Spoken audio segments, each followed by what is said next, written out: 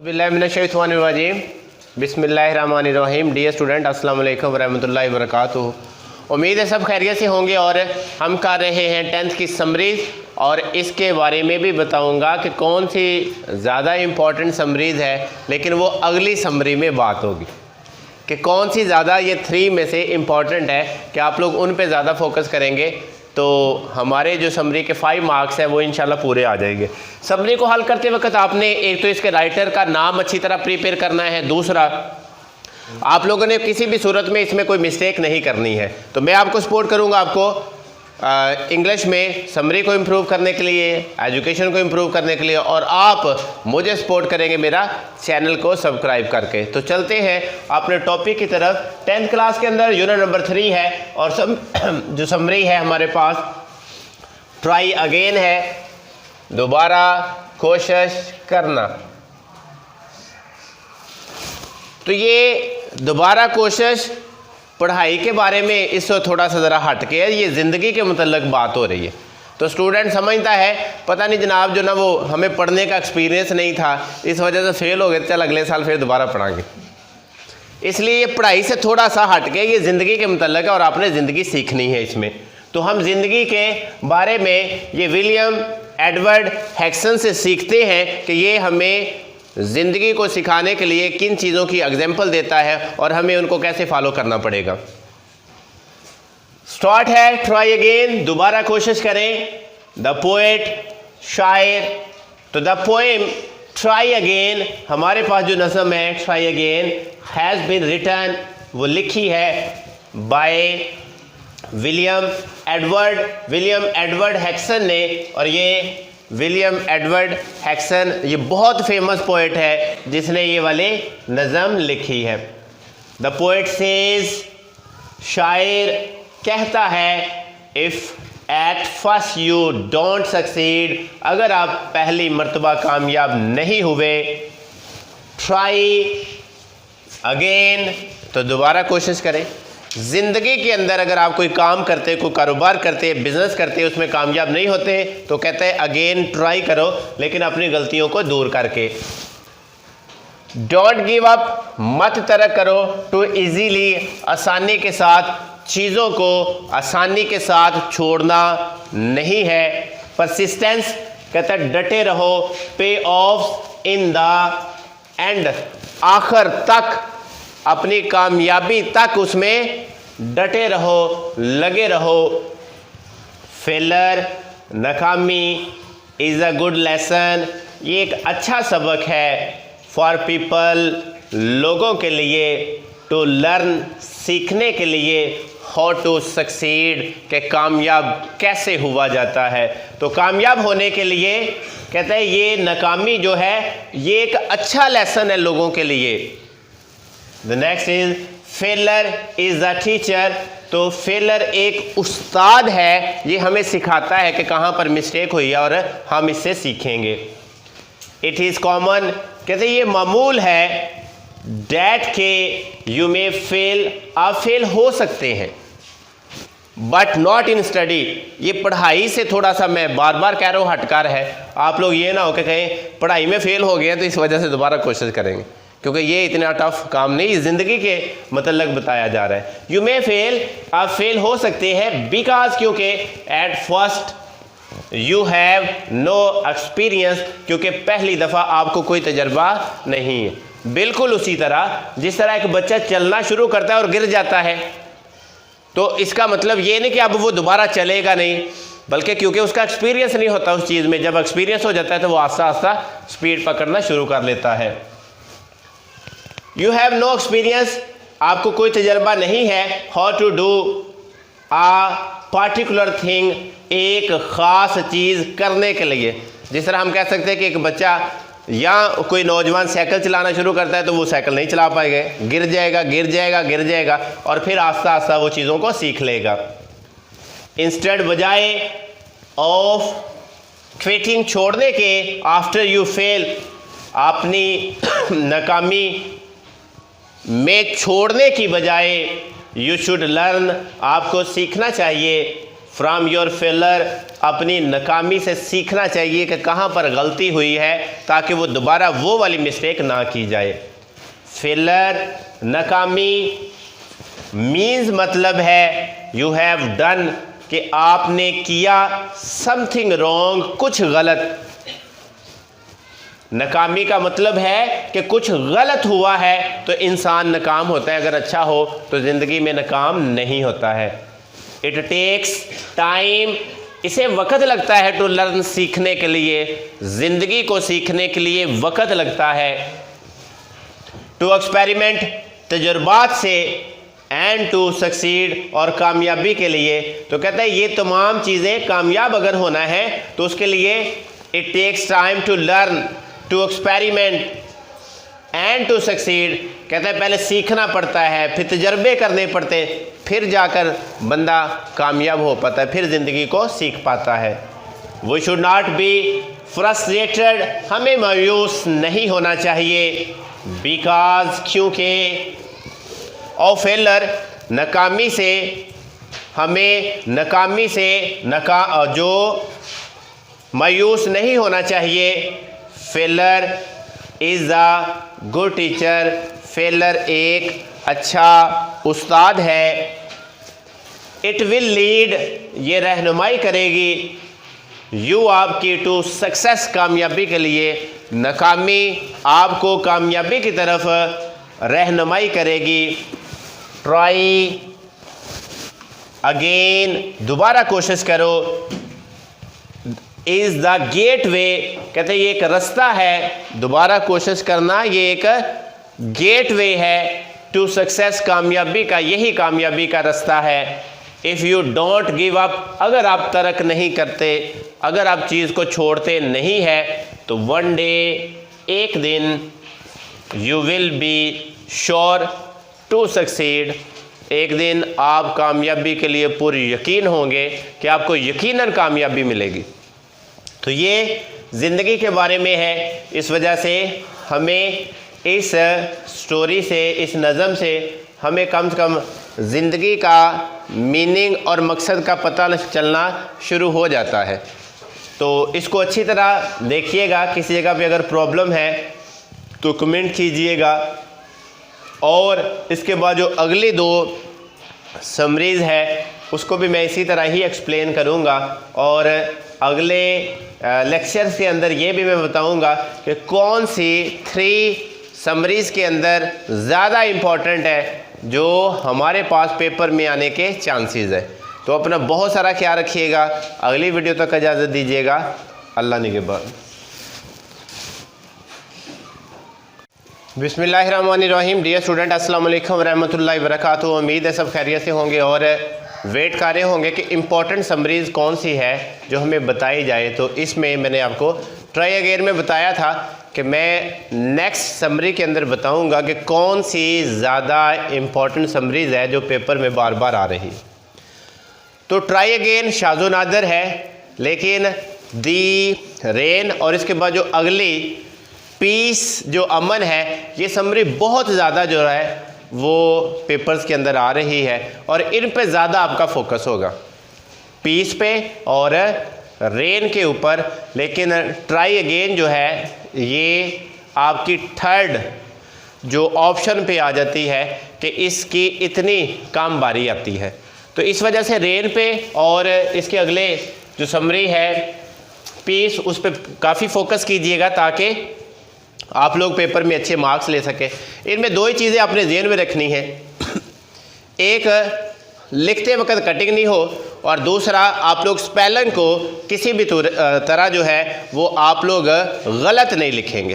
तो आप लोग पेपर से पहले 2 मरतबा लिख लो, 3 मरतबा लिख लो, 4 मरतबा लिख लो, तब तक लिख लो जब तक कन्फर्म ना हो जाए कि ये समरी अब 100% श्योर है कि किसी तरह की कोई मिस्टेक नहीं होगी। और अगर आपको अभी तक श्योर नहीं है तो इसको श्योर कर लो, क्योंकि पेपर में फिर श्योर होने के लिए या करने के लिए ना वक्त मिलना है और ना किसी ने आपको कहना है। इसलिए उससे पहले जितनी मरतबा आप लिखेंगे ये आप सब के लिए बेहतर है। तो आप लोग अच्छी तरह चीज़ को समझिएगा मैं ट्रांसलेशन बताऊंगा, एक्सप्लेनेशन बताऊंगा, ताकि आप लोग समरी को अच्छी तरह जान सकें, इसकी इंपॉर्टेंस क्या है और ये हमें किस जगह पर काम आएगी। राइटर कहता है इसमें, समरी है द रेन, 10th का लेसन नंबर 5 है। This poem has been written, ये नज़म लिखी है बाय W.H. डेवस, और ये W.H. डेवस ने ये पोइम लिखी है और उसकी ज़िंदगी, और वो देखिए कि इंसानियत के लिए कितना दर्द वो रखता है। आप लोग देखें कि ये जो क्रिश्चियंस हैं, जो गोरे लोग हैं, ये कितने ज़्यादा अपनी कौम के लिए, लोगों के लिए जो केयरफुल हैं, ख्याल करने वाले, और हम मुस्लिम हैं, हमें अपने अलावा कोई चीज़ नज़र नहीं आती। इसके अंदर देखिएगा कि कितनी इंसानियत है जो वो शो करते हैं। वो है एक एडेंट पोएट, कहते हैं वो एक तेज़ मजाज शायर है ऑफ द मॉडर्न एरा, इस जदीद दौर का वो एक तेज़ मजाज जो शायर है। ही हैज़ अ रिटन, वो लिख चुका है, अ नंबर ऑफ पोइम, जो पोइम्स नज़मों की बेशुमार जो तादाद है वो लिख चुका है। ये इज़ है one of his best poems, ये उसकी बेहतरीन नज़मों में से एक नज़म है। द रेन, ये बेहतरीन पोइम्स में से एक पोइम्स है उसकी। ये इज़ है अ थॉट, एक सोच है, प्रोवोकिंग, नाराज़गी वाली पोएम नज़म के अंदर, विद अ ग्रेट मैसेज, जो एक बड़ा पैगाम है। नज़म के अंदर कहता है कि वो एक नाराज़गी का इजहार कर रहा है, जो हम सब के लिए एक बहुत बड़ा मैसेज, बहुत बड़ा पैगाम है। द मैसेज, पैगाम, इज़ है टू इंजॉय, लुत्फ़ उठाना के लिए, नेचुरल थिंग्स, कहता है ये मैसेज जो हमें उससे मिलेगा वो कुदरती जो चीज़ें हैं, नेचुरल थिंग्स हैं, उससे लुत्फ़ उठाना है। प्रोवोकिंग, नाराज़गी के लिए भी इस्तेमाल होता है, और तेज़, जिस तरह हमने पीछे पढ़ा था, एडेंट, ऑडेंट और प्रोवोकिंग, इसका मतलब तेज़ मजाज, और प्रोवोकिंग के दो मीनिंग्स आते हैं, तो यहाँ पे आप लोग तेज़ मजाज या नाराज़गी के लिए, दोनों के लिए यूज़ कर सकते हैं। स्टार्ट है इन दिस पोइम, इस नज़म के अंदर, ही डिस्क्राइब्स, वो बयान करता है, ब्यूटी, खूबसूरती को, ब्यूटीफुल, खूबसूरत, सीन, मंजर है, ऑफ ए रेन फॉल, बारिश के गिरने का एक खूबसूरत मंजर है, उसके बारे में वो एक सीन बयान करता है। द रेन फॉलिंग, बारिश गिर रही है, ऑन ट्रीज, दरख्तों पर, बारिश जो है वो दरख्तों पर गिरती है, क्रिएट्स, पैदा करती है, आ म्यूज़िकल साउंड, और एक म्यूज़िकल जो मौसीकी की तरह आवाज़ को पैदा करती है। और आपको पता है जब बारिश के कतरे एक दरख्त के पत्तों पर जब पड़ते हैं तो वो आपको टिप टिप की आवाज़ सुनाई देगी, कि ये उसकी आवाज़ है, विच, जो कि ही लाइक्स, वो पसंद करता है। कहता है उसे वो बारिश के जो कतरे, उनकी आवाज़ है, वो उनको पसंद करता है। He says, वो कहता है, डैट के द अपर लीव्स, जो ऊपर वाले पत्ते हैं, आर ड्रिंकिंग, वो चूसते हैं या उन पर बारिश के कतरे पड़ते हैं, रेन वाटर फर्स्ट, पहले। कहता है जो दरख्त के पहले पत्ते हैं, जो ऊपर वाले हिस्से पर हैं, बारिश वहाँ पर पहले पड़ना शुरू हो जाती। और ये आपको पता है दरख्त के ऊपर वाले हिस्से पर, ऊपर वाले पत्तों पर पहले बारिश पड़ती है और फिर नीचे बारी आती है। वेयर द लोअर, जबकि लीव्स, जो पत्ते, आर ड्रिंकिंग, जिन पर पानी पड़ता है, लोअर, नीचे वालों पे, इट लेटर, वो बाद में पड़ता। तो उसने कहा जो नीचे वाले पत्ते हैं उन पे क्या चीज़ है कि वहाँ पर पानी के जो कतरे हैं, जो बारिश के कतरे हैं, वो बाद में गिरते हैं। तो ऊपर वाला हिस्सा और नीचे वाले दोनों में एक इम्तियाज़ फ़र्क आना शुरू हो गया, जो एक्सप्लेन कर रहा है कि दुनिया के अंदर ये जो अमीर और गरीब का कंसेप्ट है, अमीरों को सब कुछ मिल रहा है, गरीबों को कुछ नहीं मिल रहा, तो वो इसको इक्वलिटी लाने के चक्करों के अंदर इसको बयान करता है। इट इज़ अ मेटाफोर, ये एक अलामती नज़म है बनाई हुई। इट मीन्स, इसका मतलब है, डैट के rich get a golden chance, कि जो अमीर है उनको सुनहरी मौके फर्स्ट पहले मिलते हैं। अब देखिए जितने भी बड़े बड़े आप बिजनेस देख लें, आप लोग रोड्स के ऊपर बड़े बड़े शॉपिंग मॉल देख लें, किन के हैं? अमीरों के हैं, उनको पहले चांस मिलता है क्योंकि उनके पास पैसे हैं, वो पहले मिल जाता है। एंड और वट एवर, जो कोई भी रिमेन्स रह जाता है, ट्रिकल डाउन, जो बाकी बचा हुआ जो कूड़ा जो बाद में छानबूर रह जाता है, टू द पुअर, वो गरीबों के लिए। तो अमीरों के लिए तमाम अच्छी अच्छी चीज़ें, और जो बाकी आपने देखा है अगर आप मंडी पे जाएं तो आपको जो ज़बरदस्त सौदा है वो पहले बड़े बड़े दुकानदार उनको ख़रीद लेते हैं, अच्छी क्वालिटी की जो चीज़ है वो दुकानदार। अब जो रह जाता है कूड़ा, जो आप लोग B grade, third grade, fourth grade, A B C D grade, जो नीचे वाले ग्रेड, वो तमाम फेरी वाले वो लेते हैं उनको। तो वो फेरी वाले क्या है? वो गरीब है। तो कहा गया है कि जितने भी अपॉर्चुनिटी है, जो गोल्डन चांसेस हैं, वो सारे अमीरों को मिलते हैं, बाकी रह जाते हैं गरीब, और गरीबों को लास्ट पे जो चीज़ें बच जाती सिर्फ वही मिलनी है। He brings out the difference, वो ये फ़र्क को ज़ाहिर करता है, निकालता है, between the rich and the poor.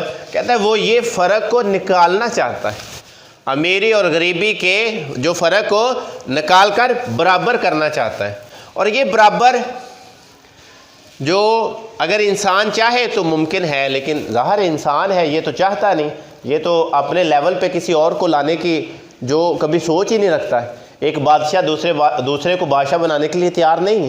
तो कहता है ये वो फ़र्क को ज़ाहिर करता है, ये जो इम्तियाज़ है। ही सेज, वो कहता है, व्हेन द सन, जब सूरज कम आउट, जब सूरज निकलता है, जब सूरज तलू होता है, इट्स रेज अलोमिनेट, इसकी किरणें रोशन करती हैं, एवरी डार्क ड्रॉप, हर जो अंधेरे में कतरा है उस हर चीज़ को रोशन करता है।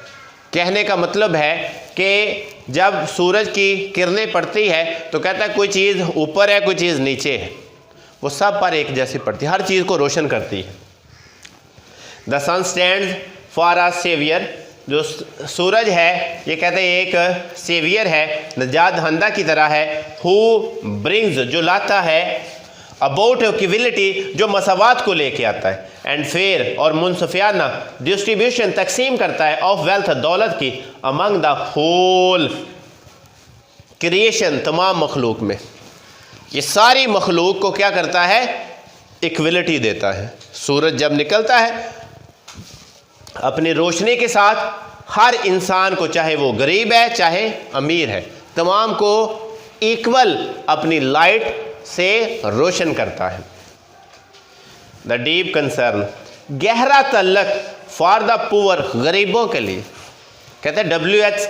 डेविस का जो इतना गहरा तल्लक, वो कह रहा है कि अमीर और गरीब एक क्यों नहीं हो रहे, दोनों में इतना ज़्यादा जो इख्तिलाफ है ये ख़त्म क्यों नहीं हो रहा, जबकि अल्लाह ताला की ज़ात अगर सूरज को पैदा किया, सूरज जब निकलता है तो सबको इक्वल रोशनी मिलती है, तो फिर ये इक्वलिटी क्यों नहीं मिल रही है?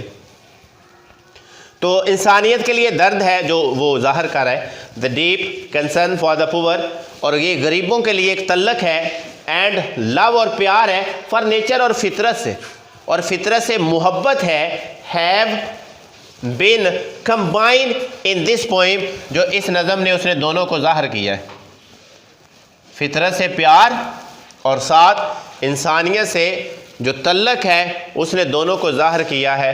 तो हमें भी ये नज़में, ये समरी सिर्फ याद करने के लिए नहीं, बस याद की, नंबर लिया और फारग हो गए, बल्कि इनका अपनी ज़िंदगी में इम्प्लीमेंट करना ये मकसद है। वो लोग जो शायर या जिस बंदे ने ये लिखी है वो रात दिन जो मेहनत करके ये चीज़ों को बनाते हैं, सिर्फ इस वजह से कि आने वाली नस्लें और आने वाले लोग इससे फ़ायदा लें। उनके दरमियान में जो इस तरह के इख्तलाफात हैं, इस तरह की जो परेशानियां हैं, वो इन चीज़ों को सुनकर, समझकर और अपनी ज़िंदगी में इम्प्लीमेंट करें। उम्मीद करता हूँ कि आप सबको इसकी समझ आई होगी, और अपना बहुत सारा ख्याल रखिएगा। अगली वीडियो तक इजाज़त दीजिएगा। अल्लाह निगहबान। बिस्मिल्लाहिर्रहमानिर्रहीम। डियर स्टूडेंट, अस्सलाम वालेकुम रहमतुल्लाहि व बरकातुहू। उम्मीद है सब खैरियत से होंगे। मैं आपको 10th इंग्लिश को इम्प्रूव करने के लिए सपोर्ट कर रहा हूं और आप मुझे सपोर्ट करेंगे मेरा चैनल सब्सक्राइब करके, मेरी वीडियोस को लाइक और शेयर करके, और अगर कोई प्रॉब्लम होता है तो कमेंट लाजमी कीजिएगा। आज बहुत ही इम्पॉर्टेंट जो हम पोएम्स की समरी करेंगे, जो कि 10th क्लास के अंदर 5 मार्क्स का पेपर भी आता है, और ये पीस समरी है, अमन, और बहुत बहुत इम्पॉर्टेंट है। तो मैं आपको इसकी एक्सप्लेनेशन, इसकी ट्रांसलेशन और ज़िंदगी के अंदर इसका क्या किरदार है, मैं वो आपको समझाने की पूरी कोशिश करूँगा। और सिर्फ आप नंबर के लिए नहीं बल्कि समझिएगा और अपनी ज़िंदगी में जहाँ तक हो सके इसे इम्प्लीमेंट कीजिएगा। तो हमारे पास ये लेसन नंबर 8 समरी पीस है, Aman. This poem has been written, ये नज़म लिखी है बाय डॉक्टर हॉटमैन। हॉटमैन ने ये जो पोइम है ये लिखी है और हम उसे कन्वर्ट कर रहे हैं समरी की फॉर्म्स के अंदर। तो हॉटमैन इज़ अ गर्ल, ये इज़ अ पोएटेस, ये एक शायरा है। It's not a male, it's a female. तो ये देखें कितना बड़ा काम फीमेल भी कर रही है। तो उन्होंने देखें इंसानियत को उजागर करने के लिए क्या किया है आगे। She has written a number of poems, उन्होंने बहुत सी नज़में लिखी हैं। इट इज़, ये है one of our best poem, और ये उनकी बेहतरीन नज़म है जो आपको बताई जा रही है। इन दिस पोएम, इस नज़म में द पोएटेस शायरा डिस्क्राइब्स, बयान करती है रियलिटी, हकीकत को, इन डिस्यूस जो बेस में ऑफ मेटाफोर, एक अलामती बेस के अंदर हकीकत को बयान जो करना चाह रही है। एवरीथिंग, हर चीज़, लाइक विंड, हवा की तरह है, हैज़ पॉजिटिव, उसका मुस्बत, एंड नेगेटिव और मनफी एस्पेक्ट्स उनके पहलू है। तो उन्होंने क्या, एक हवा की तरह दुनिया की हर चीज़ के अंदर पॉजिटिव और नेगेटिव एस्पेक्ट्स हैं, पहलू हैं। तो आप लोगों ने इसी तरह ज़िंदगी को लेना है। विंड इन द फॉर्म, जो हवा है ये शक्ल है ऑफ ए स्टॉर्म, तूफान की, स्मैशेस, स्मैश जो टुकड़े टुकड़े कर देता है, एवरीथिंग, हर चीज़ को रेजा रेजा कर देता है। अगर तेज़ आंधी और तूफान आएगा तो ज़ाहिर है हर चीज़ को तबाह, बर्बाद और निस्तो नबूद कर देगा। In its rage its destroy, in its rage, ये अपने गज़ब में डिस्ट्रॉय, तबाह करती है। ट्रीज, दरख्तों को, फील्ड्स, खेतों को, एंड बिल्डिंग्स, और इमारतों को, ये दरख्तों को, खेतों को और इमारतों को तबाह बर्बाद कर देती है। बट लेकिन when the wind is gentle, जब ये जेंटल, आस्था, एंड कूल, और ठंडी, जेंटल एंड कूल, बहुत स्लो स्लो, आराम आराम से जब हवा चलती, हल्की हल्की सी, इट गिव्स लिव्स, ये जिंदगियां देती है टू बर्ड्स, ये कलियों को, बर्ड्स, परिंदों को, एंड और ह्यूमन, और इंसानों को फिर ये जिंदगी देती है। We have to experiences, we have to experience storm, हमें जो तजर्बात करना पड़ेगा स्टॉर्म, तूफान का, टू एंजॉय फेस, अगर पीस, एंजॉय पीस, अगर अमन से लुत्फ़अंदोज़ होना चाहते हैं तो हमें सामना करना पड़ेगा, हमें गुजरना पड़ेगा। द पोएटेस शायरा मीन्स, मतलब है टू से, कहने का, शायरा का कहने का मतलब है डैट के, वी शुड फेस, हम सामना कर सकते हैं, हार्डशिप्स, जो मुश्किलात का, वाइजली, अक्लमंदी से, ब्रेवली, बहादुरी से, एंड और courageously और हौसला मंदी के साथ हम सामना कर सकते हैं।